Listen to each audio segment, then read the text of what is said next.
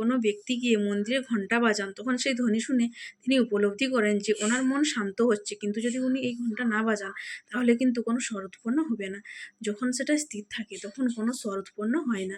যখন আমরা তাকে আন্দোলিত করি তখন তার অনুনাদ ঘটায়, ক্রমে অনুরণন ঘটে, আর তারপরে এমন ধ্বনি উৎপন্ন হয় যা আমাদের আত্মা পর্যন্ত পৌঁছায় আর মনকে শান্ত করে দেয়। এর থেকে আমরা কি শিক্ষা পাই? এটাই, যদি আপনারা জীবনে আবদ্ধ তাহলে থামবেন না, স্থির হয়ে থাকবেন না, চলতে থাকুন, চেষ্টা করতে থাকুন, কখনো থামবেন না। একটা উদাহরণ দিই, পরিবারের বন্ধনে আবদ্ধ হয়ে থাকেন কোনো ব্যক্তি, কেউ কর্মের বন্ধনে, কেউ মোহর বন্ধনে। যদি আপনি আবদ্ধ থাকেন আর যদি সেই বন্ধন থেকে বেরিয়েও আসতে পারছেন না, তখনও চেষ্টা করতে থাকুন। লক্ষ্যে যদি পৌঁছাতে না পারেন, তাও চেষ্টা করতে থাকুন। কিছু না হলেও আপনি একটি মন্দিরের ঘণ্টার মতো কোনো ব্যক্তিকে তার লক্ষ্যে পৌঁছে দেওয়ার কাজটা অবশ্যই করতে পারবেন।